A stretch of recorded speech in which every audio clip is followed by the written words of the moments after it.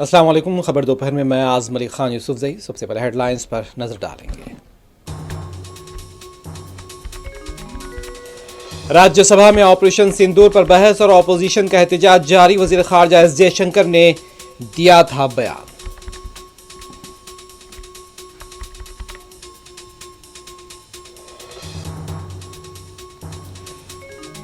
वजीर आजम मोदी ने Donald Trump को जवाब दिया तो ट्रंप सब कुछ बता देंगे। राहुल गांधी ने वजीर आजम मोदी पर की तनकीद।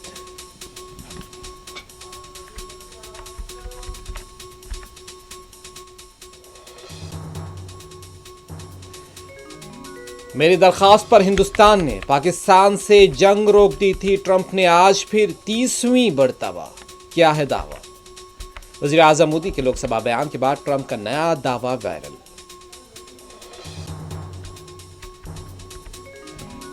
वजीर आजम मोदी में हिम्मत नहीं कि अमेरिकी सदर को जवाब दे सके। ट्रंप के दावे पर मल्लिकार्जुन खड़गे का तंज।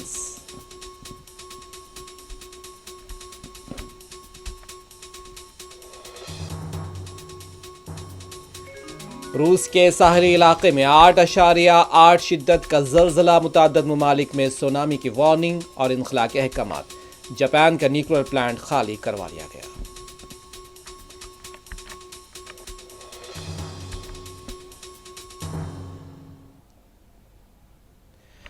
बात करते हैं सबसे पहले राज्यसभा की। पार्लियामेंट के ऐवान बाला राज्यसभा में ऑपरेशन सिंदूर पर बहस और अपोजिशन का एहतजाज जारी है। वजीर खारजा एस जयशंकर ने आज बयान दिया। उन्होंने कहा कि पहलगाम में दहशतगर्दाना हमले के जवाब में हिंदुस्तान के मजबूत, कामयाब और फैसलाकुन ऑपरेशन सिंदूर अंजाम दिया है। एस जयशंकर ने ऑपरेशन सिंदूर के दौरान मुसल्लह अफवाज की कारकर्दगी और सलाहियतों की सताइश की और उसके नताइज ने कहा कि मुल्क का सर फख्र से बुलंद कर दिया है। राज्यसभा में ऑपरेशन सिंदूर पर बहस जारी है। बिहार के वोटर लिस्ट पर तहरीक इल्तिवा और दीगर उमूर पर इस सिलसिले में इस दौरान अपोजिशन ने हंगामा किया है, जिसकी वजह से राज्यसभा की कार्रवाई पहले दोपहर 2 बजे तक के लिए मुलतवी की गई, 12 बजे तक के लिए मुलतवी की गई और इसके बाद फिर 2 बजे कार्रवाई का आगाज़ हुआ। राज्यसभा को अपोजिशन पार्टियों के हंगामे की वजह से पहले दोपहर 12 बजे तक के लिए मुलतवी कर दिया गया था, जिसमें बिहार में वोटर लिस्ट की खुसूसी नज़रसानी और कुछ दीगर उमूर पर तहरीक इल्तिवा पर बहस का मुतालबा किया गया।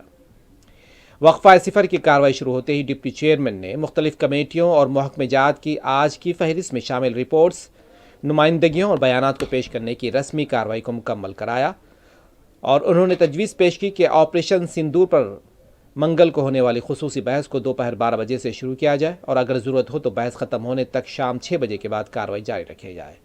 उन्होंने कहा कि आज वक्फ़े सवाल की कार्रवाई और खाने का वक्फ़ा भी नहीं होगा। जैसे ही ऐवान ने इस पर इत्तफाक़ किया, उन्होंने वक्फ़े सिफर की कार्रवाई शुरू कर दी।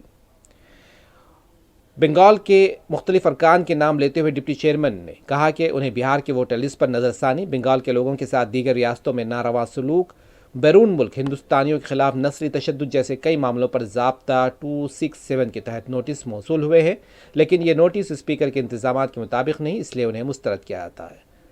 और इस दौरान हरिवंश ने अपोजिशन लीडर मल्लिकार्जुन खड़गे को अपने ख्यालात पेश करने के लिए तलब किया, उन्हें इजाज़त दी। जैसे ही खड़गे ने बिहार के वोटर लिस्ट पर बोलना शुरू किया, चेयरमैन ने कहा उन्होंने इसकी इजाज़त नहीं दी। इस दौरान ऐवान में शोर शराबा बढ़ने लगा और चेयरमैन ने कार्रवाई को पहले 12 बजे तक के लिए मुलतवी किया गया था, 2 बजे फिर कार्रवाई का आगाज़ हुआ है।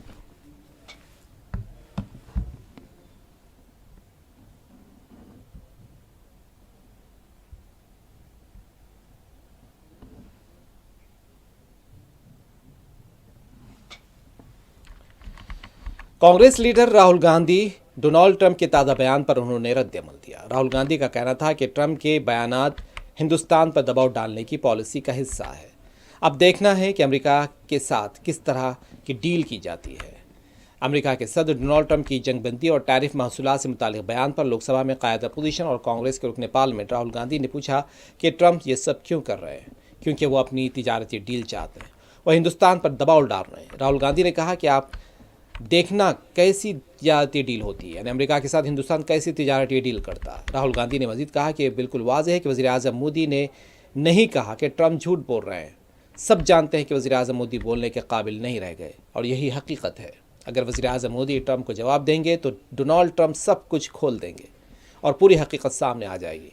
उनका कहना था कि वज़ीर आज़म मोदी कुछ भी बोलने के काबिल नहीं रह गए हैं। ट्रंप लायर है, फिर भी पीएम नहीं बोले। नहीं, क्योंकि सच्चाई है ना। अगर पीएम ने बोल दिया तो फिर वो खुल के बोलेगा और वो पूरी सच्चाई रख देगा, तो इसलिए नहीं बोल पा रहे। और सर बार बार ट्रंप जो है इस बात को कहते हैं, तो आपको लगता है कि हमारा जो स्टैंड है कहीं ना कहीं हल्का पड़ता है भारत का? नहीं, अभी क्या होगा, अभी वो कह रहा है। वो कह क्यों रहा है? क्योंकि वो अपनी ट्रेड डील चाहता है, तो वहां पे दबाएगा इनको। आप देखना कैसी ट्रेड डील बनती है।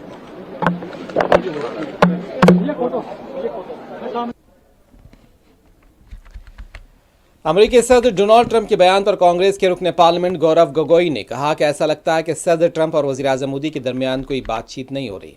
ऐसा महसूस होता है कि इन दोनों में से कोई भी सच नहीं बोल रहा। ये जाहिर करता है कि दोनों हुकूमतों के दरमियान तवाज़ुन बरकरार नहीं। उन्होंने पूछा कि क्या मार्को रूबियो और वज़ीर ख़ारजा एस जयशंकर के दरमियान कोई बातचीत नहीं हो रही है।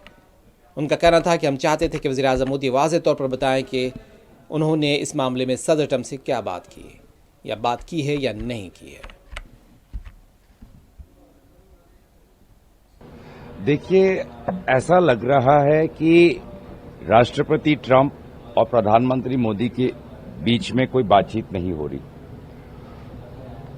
और प्रधानमंत्री मोदी जी को कहना चाहिए कि उन्होंने राष्ट्रपति ट्रंप को ये बात कही है कि राष्ट्रपति ट्रंप ऐसे बातें ना करें। लगता है कि दोनों में से कोई एक तो सच नहीं बोल रहा और इसीलिए ये देश की लोगों को क्या दर्शाता है कि दोनों सरकारों के बीच में इतना भी संतुलन नहीं कि वे अपनी बातों को कैलिब्रेट करें, कोऑर्डिनेट करें। क्या सेक्रेटरी ऑफ स्टेट रूबियो और फॉरेन मिनिस्टर जयशंकर के बीच में कोई बातचीत नहीं, कोई कोऑर्डिनेशन नहीं? उल्टा हमने ये तो देखा ही है कि व्हाइट हाउस में जो पहलगाम के आका है आसिफ मुनीर, वे वहां पे गए। तो ये बहुत ही ताज्जुब की बात है और इसीलिए हम चाहते थे कि प्रधानमंत्री मोदी जी स्पष्ट रूप से बताए कि क्या उन्होंने राष्ट्रपति ट्रंप से इस संदर्भ में बात की, और अगर राष्ट्रपति ट्रंप कुछ गलत बयान दे रहे हैं तो क्या प्रधानमंत्री मोदी जी और उनकी सरकार ऐसे ही चुप बैठेगी या अमेरिका की सरकार और राष्ट्रपति ट्रंप को अपने बातों को बदलने का सुझाव देगी? All India institute of education AIIA के सदर साजिद रशीदी को मुबैना तौर पर एक समाजवादी पार्टी कारकुन ने थप्पड़ मार दिया था। साजिद रशीदी ने समाजवादी पार्टी की रुकन पार्लियामेंट डिम्पल यादव के खिलाफ तौहीन आमेज बयान दिया था। साजिद रशीदी के साथ पेश आए इस वाक़े के बाद समाजवादी पार्टी सरबराह अखिलेश यादव ने कहा कि मैं नहीं चाहता कि कोई तशद्दुद पर उतर आए। दूसरी तरफ अमरीकी सदर ट्रंप के बयानात के बारे में अखिलेश यादव ने कहा कि हिंदुस्तानी हुकूमत असल दुश्मन को नहीं देख रही है। तमाम दहशतगर्द पाकिस्तान से दरअंदाजी करते हैं, लेकिन पाकिस्तान के पीछे कौन है? उन्होंने इस सिलसिले में चीन का नाम भी लिया। अखिलेश यादव ने पूछा, क्या जब कभी जंग जैसी सूरत हाल पैदा होगी तो क्या हमें यही सूरत हाल बर्दाश्त करनी पड़ेगी? अखिलेश यादव का कहना था कि चीन हमारी ज़मीन और तिजारत छीन रहा है। मैं चाहता हूं कि हिंसा का साथ कोई न ले। अगर भारत सरकार को असली दुश्मन न दिखाई देता हो, जहां लगातार ये बात कही जाती है कि जितना भी टेररिज्म है या टेररिस्ट आते हैं पाकिस्तान से आते हैं, लेकिन पाकिस्तान के पीछे कौन खड़ा है? चीन खड़ा है।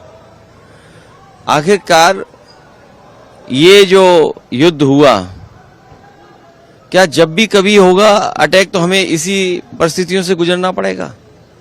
तो ये बड़े सवाल हैं जिसका जवाब सरकार को देना चाहिए।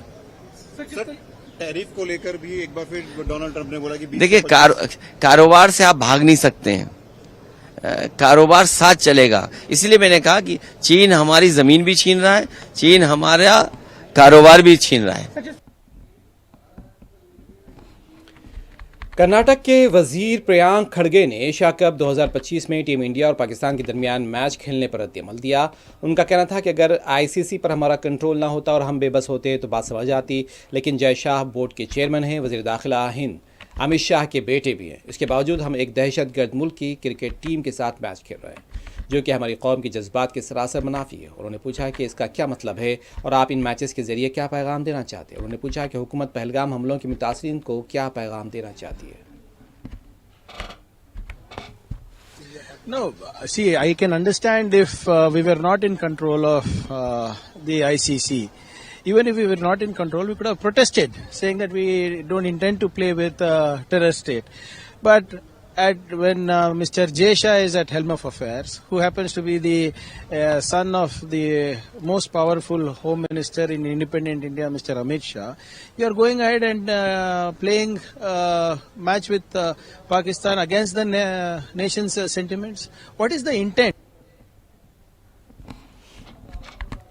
सीपीएम लीडर बृंदा करात ने कहा कि छत्तीसगढ़ में 2 ननों को फर्जी इल्जामात की बुनियाद पर जेल भेज दिया गया।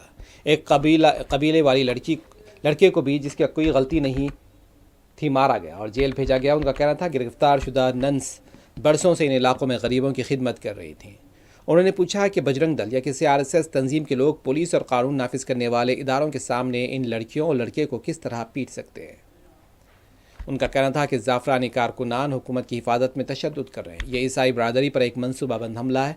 उन्होंने बताया कि वज़ीर-ए-आज़म मोदी बैरून मुल्क जाते हैं, सबको गले लगाते हैं और सबका साथ सबका विकास का दावा करते हैं और हिंदुस्तान में वज़ीर-ए-आज़म मोदी के हामी ननों की तौहीन करते हैं, कबाइलों को मारते पीटते हैं।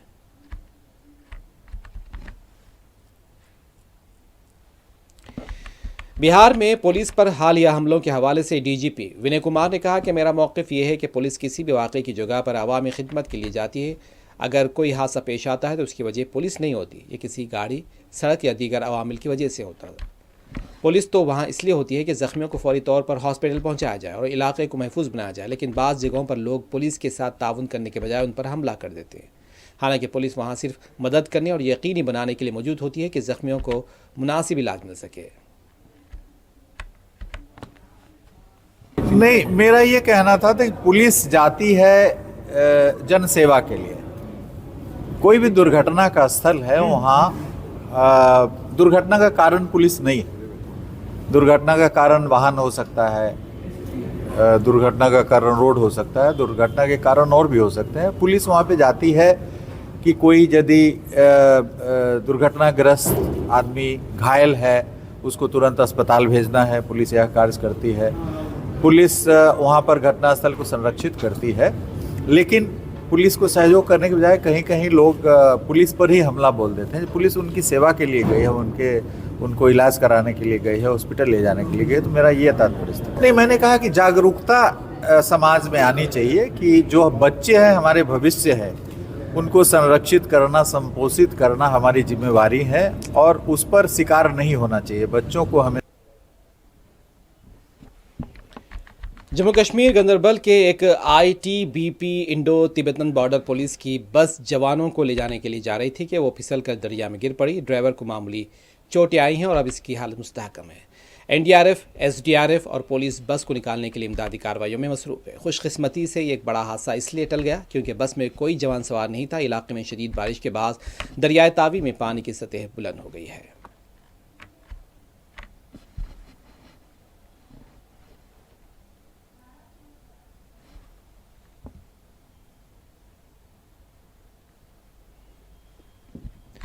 अमेरिकी सदर डोनाल्ड ट्रंप ने एक बार फिर हिंदुस्तान और पाकिस्तान के दरमियान जंग रोकने में अपने किरदार का दावा किया। ट्रंप ने कहा, हिंदुस्तान मेरा दोस्त है, उन्होंने मेरी दरख्वास्त पर पाकिस्तान के साथ जंग रोक दी थी, लेकिन तिजारती मुआहदा अभी मुकम्मल नहीं हुआ। हिंदुस्तान ने तकरीबन हर मुल्क से ज़्यादा महसूलात आयात किए हैं।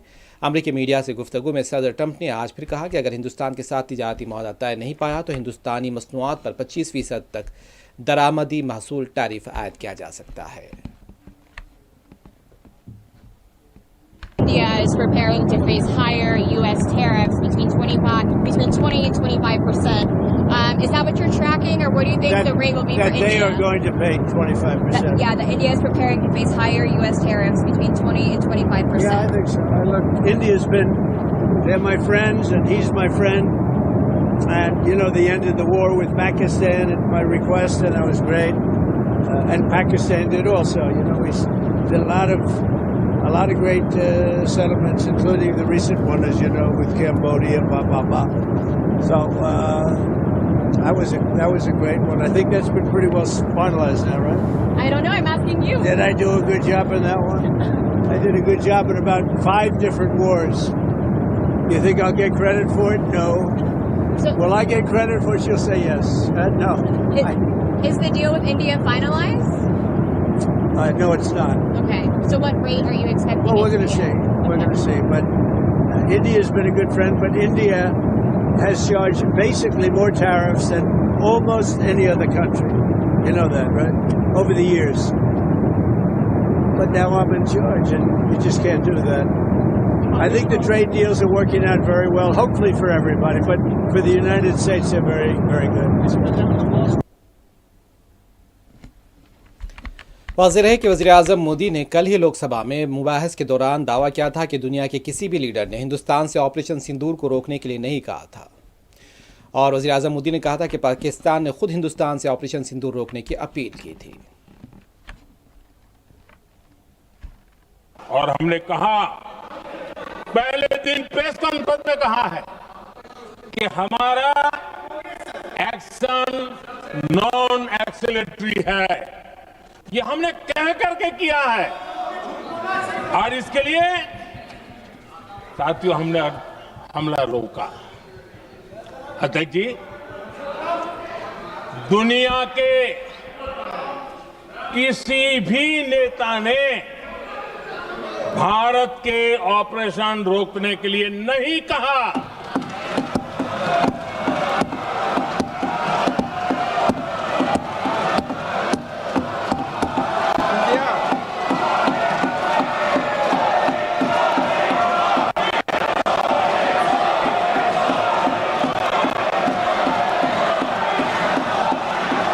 उसी दौरान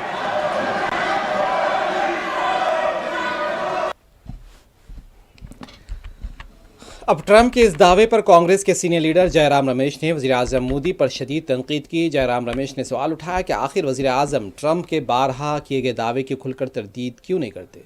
इस बयान की वीडियो सोशल मीडिया पर वायरल हुई है, जिस पर जयराम रमेश ने सख्त रद्दमल दिया। उन्होंने लिखा कि ये सदर ट्रंप एक बार फिर वही दावा दोहरा रहे हैं। कल लोकसभा में वज़ीर-ए-आज़म ने असल इशू से तवज्जो हटाने की कोशिश की, लेकिन सवाल अपनी जगह पर बरकरार है।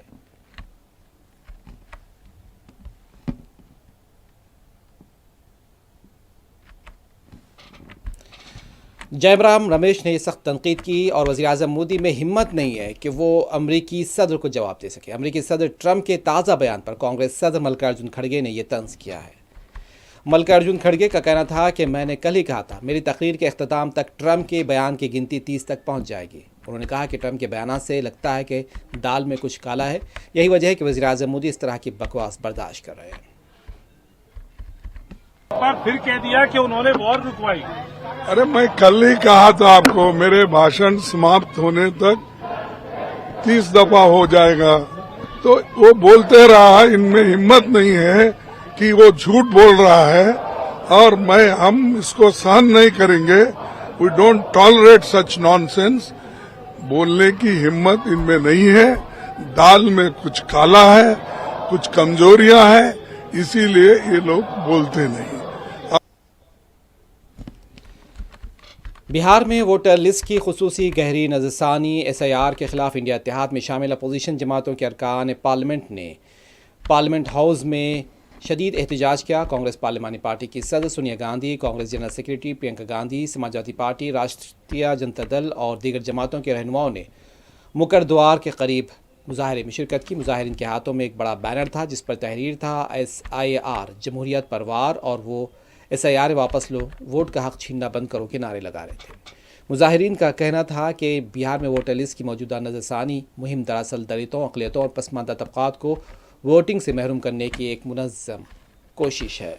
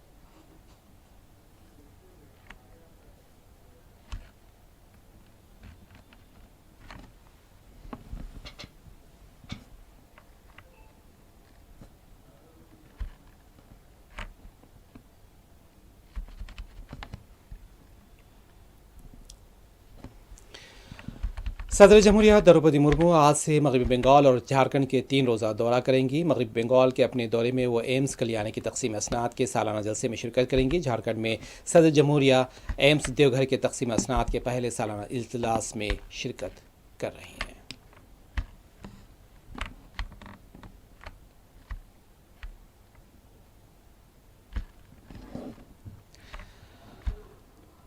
गुर्दे के अमराज के तदारुक के लिए एहतियाती तदाबीर के बारे में अवामी शऊर को बेदार करना ज़रूरी है। तेलंगाना गवर्नर जश्नदेव वर्मा ने इन ख्यालात का इजहार किया। रियासती गवर्नर माहिर अमराज गुर्दा transplantation service SAP kidney centre की अमराज गुर्दा के मज़ामीन पर मुश्तमिल एक किताब की रस्म इजराई अंजाम दे रहे थे। राजभवन में मुनक़िद इस तकरीब में गवर्नर ने गुर्दे के अमराज में इजाफे पर तशवीश का इजहार किया है। सैप के सदर नशीन डॉक्टर नियाज़ अहमद खान और दीगर डायरेक्टर्स इस मौके पर मौजूद थे।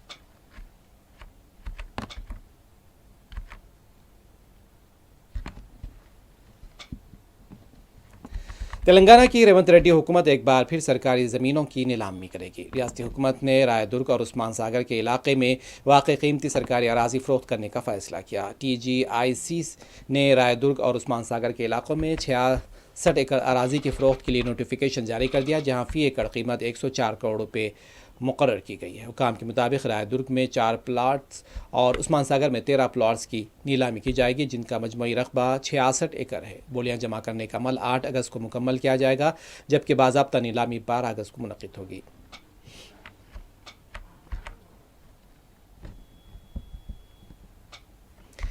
तेलंगाना पेदापल्ली के सरकारी हॉस्पिटल में डॉक्टरों की गलत दवाई से जच्चे की मौत हो गई है। इतलात के मुताबिक पेदापल्ली के सरकारी हॉस्पिटल में 5 रोज़ कबल बेटी को जन्म देने वाली उमा नामी खातून डॉक्टरों की मुबैना गफलत का शिकार हो गई। ड्यूटी पर मौजूद डॉक्टरों की तरफ से दी गई दवाओं के बाद खातून के चेहरे और टांगों में सूजन आ गए और उसे दौरे पड़ने लगे। खातून को फौरी तौर पर करीमनगर के सरकारी हॉस्पिटल मुंतकिल किया जा रहा था कि वो रास्ते में दम तोड़ गई। खातून के अरकान ख़ानदान ने हॉस्पिटल के सामने शदीद एहतजाज किया, सड़क पर रुकावट खड़ी कर दी। अरकान ख़ानदान ने मुलज़मीन को सख्त सजा देने का मुतालबा किया।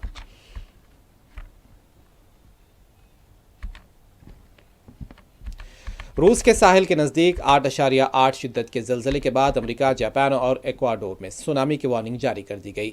जापान और अमेरिकी रियासत हवाई में लोगों को साहिली इलाकों से इनखला का हुक्म दे दिया गया है। जापान के फुकुशिमा न्यूक्लियर प्लांट को भी खाली करवा लिया गया।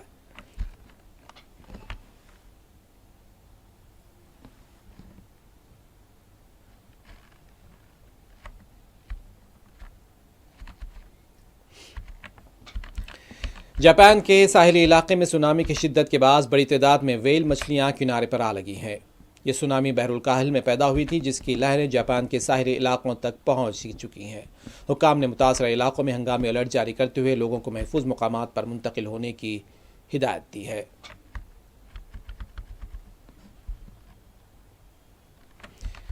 काबिज इजरायली फ़ौज ने एक बार फिर इंसानी दरिंदगी की इंतहा करते हुए गजा के मुख्तलिफ इलाकों में इमदाद के इंतज़ार में बैठे निहत्ते फ़लस्तीनों को शहरियों को गोलीबारी और फायरिंग से निशाना बनाया। नतीजे में कम से कम 16 फ़लस्तीनी शहीद, दर्जनों ज़ख्मी हो गए हैं।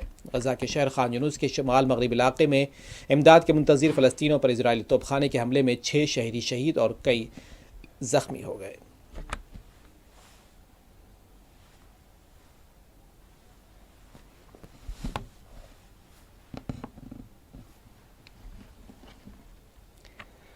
आखिर में हेडलाइंस एक मरतबा फिर। राज्यसभा में ऑपरेशन सिंदूर पर बहस और अपोजिशन का एहतजाज जारी। वजीर खारजा एस जयशंकर ने आज दिया बयान।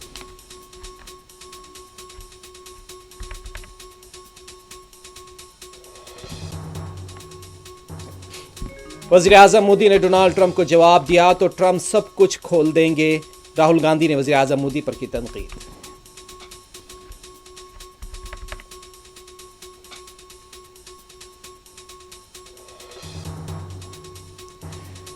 मेरी ही दरख्वास्त पर हिंदुस्तान ने पाकिस्तान से जंग रोक दी थी। ट्रंप ने आज फिर 30वीं मरतबा किया है दावा। वज़ीर आज़म मोदी के लोकसभा बयान के बाद ट्रंप का नया दावा वायरल।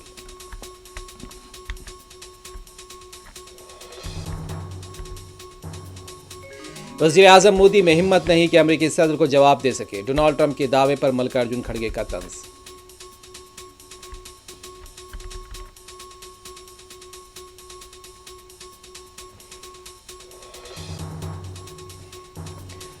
रूस के साहली इलाके में 8.8 शिद्दत का जल्जला, मुतअद्दिद ममालिक में सुनामी की वार्निंग और इनखला के अहकाम। जापान के न्यूक्लियर प्लांट खाली करवा लिया गया।